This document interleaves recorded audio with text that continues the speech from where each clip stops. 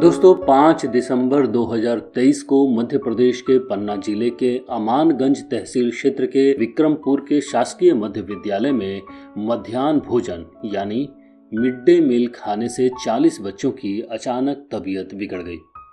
मध्याह्न भोजन के बाद सभी बच्चों को उल्टी, सर दर्द और चक्कर जैसी परेशानियां होने लगी। छात्र छात्राओं को आनन फानन में नजदीक के अस्पताल में भर्ती कराया गया है, जिसमें से 3 बच्चों की हालत गंभीर बताई जा रही है। नमस्कार साथियों, मैं आपका दोस्त राजीव और आप सुन रहे हैं राजीव की डायरी का पन्ना। पोषण की थाली से गायब होता पोषण और फिर भी फैलता सन्नाटा।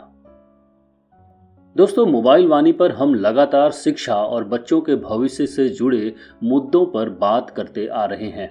मिड डे मील योजना में लापरवाही से बच्चों के बीमार पड़ने की खबरें अक्सर आती रहती हैं और हम इसके इतने आदी हो गए हैं कि इसे बहुत सामान्य बात मानने लगे हैं।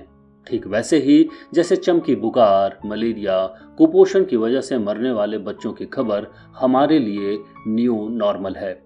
दैनिक जागरण बिहार की मई 2023 की रिपोर्ट के अनुसार नरपतगंज प्रखंड से सटे सुपौल जिला के छातापुर प्रखंड अंतर्गत मध्य विद्यालय ठूठी में मिड डे मील परोसने के क्रम में बच्चों को भोजन में मरी हुई छिपकली मिली, जिसके बाद बच्चों एवं गांव वालों में हड़कंप मच गया है। लेकिन क्या यह हड़कंप हमारा अपने जनप्रतिनिधियों के सामने झलकता है?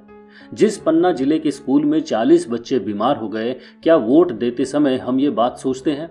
नहीं, बिल्कुल भी नहीं सोचते, क्योंकि हम एक वोट देने की मशीन में ढल चुके हैं। हो सकता है कुछ लोग इसे मेरी मूर्खता ही करार देंगे कि मध्याह्न भोजन के लिए हम नेताओं को दोष क्यों दें, लेकिन सच ये है कि जब तक कोई घटना हमारे या हमारे अपनों के साथ नहीं घटती, तब तक हम राजनीतिक पार्टियों की चाटुकारिता में लगे रहते हैं।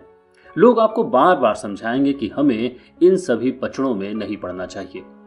मध्याह्न भोजन की गुणवत्ता के संदर्भ में CAG की एक रिपोर्ट के मुताबिक और एक अध्ययन के दौरान लिए गए मध्याह्न भोजन खाने के कुल 2012 नमूनों में से 1876 नमूने पोषण मानकों को पूरा करने में विफल रहे थे, जिसका अर्थ है कि मिड डे मील कार्यक्रम के तहत बच्चों को परोसे जाने वाले भोजन का 80% सही गुणवत्ता मानकों पर खरा नहीं उतरता है।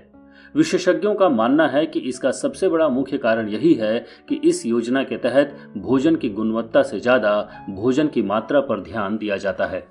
हाल में ही मानव संसाधन विकास मंत्रालय ने आंकड़ा जारी किया था कि मंत्रालय को पिछले 3 वर्षों में घटिया खाद्य गुणवत्ता को लेकर 15 राज्य और केंद्र शासित प्रदेशों से कुल 35 शिकायतें प्राप्त हुई थीं। जानकारों का मानना है कि सरकार का ध्यान केवल इस आंकड़े पर केंद्रित है कि वह कितने स्कूलों को कवर करने और मध्याह्न भोजन पहुंचाने में सक्षम है। कोई भी भोजन की गुणवत्ता पर ध्यान नहीं देना चाहता है।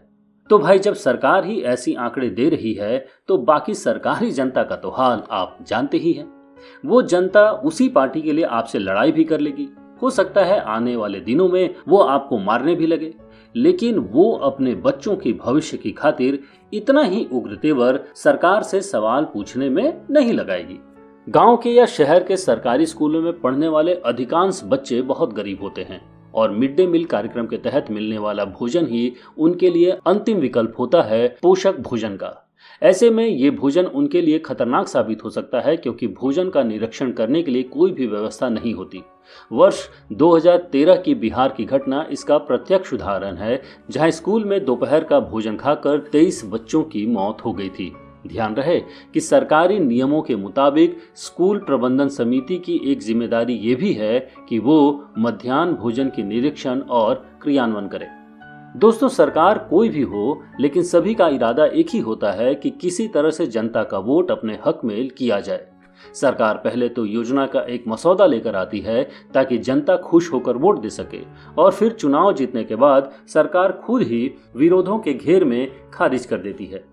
सभी बच्चों को मिड डे मील के रूप में अच्छे अच्छे भोजन देने का वादा करके सरकार चुनाव तो जीत लेती है, लेकिन बाद में उसी मिड डे मील में कीड़े और मरे हुए चूहे के बच्चे निकलते हैं। दोस्तों, एक बहुत गंभीर सोचने वाली बात है। अगर आप राजनीति छोड़ सच में गंभीर हों तब समाज के जिन लोगों को इन सुविधाओं की सख्त जरूरत है, क्या उनके बच्चों को स्कूलों में पोषण युक्त भोजन और मुफ्त शिक्षा का लाभ मिल रहा है? सरकार महज योजना लाकर जिम्मेदारी से मुंह नहीं मोड़ सकती। योजना से ज्यादा जरूरी काम योजना को जरूरतमंदों तक पहुंचाना है, जिसे सरकार को ही पूरा करना होगा। लेकिन उससे पहले हमें जागना होगा। ये समझना होगा कि सरकार को सच्ची बातों से अवगत कराने वाले लोग हम ही हैं। हमें अपने दायित्व को समझना होगा। सरकारी जनता हमेशा ये सोचते रहती है कि हम अपनी राजनीति की रोटी सेकते रहें, नेताजी की चापलूसी करते रहें और जब तक मौका नहीं मिलता है बड़ी बड़ी बातें करते रहें, लोगों को समानता का पाठ पढ़ाएं, टाई कोट पहनकर फोटो खिंचवाएं और तब तक अमृत का रस खुद ही पिएं और मौका मिलते ही दूसरों पर जहर उगलना और राष्ट्रद्रोही बताना चलता रहे। दोस्तों, अपने देश, समाज और बच्चों के भविष्य को बदलने के लिए किसी न किसी को तो शुरुआत करनी ही पड़ेगी और वो शुरुआत स्वयं से ही होगी। इसके बाद अन्य समाज के लोगों का साथ मिलता चला जाएगा। तब तक आप हमें बताइए कि आपके गांव या क्षेत्र में सरकारी स्कूलों में मध्याह्न भोजन की स्थिति क्या है। आपके क्षेत्र या गांव के सरकारी स्कूलों में बच्चों को कैसा पौष्टिक खाना मिलता है और आपके अनुसार बच्चों के लिए पौष्टिक भोजन का मतलब क्या है।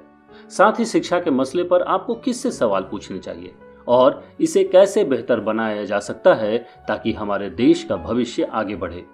दोस्तों, इस मुद्दे पर अपनी बात जरूर रिकॉर्ड करें अपने फोन में नंबर 3 का बटन दबाकर या मोबाइल वाणी ऐप में ऐड का बटन दबाकर, क्योंकि मोबाइल वाणी विश्वास करती है कि बोलेंगे तो बदलेगा। नमस्कार।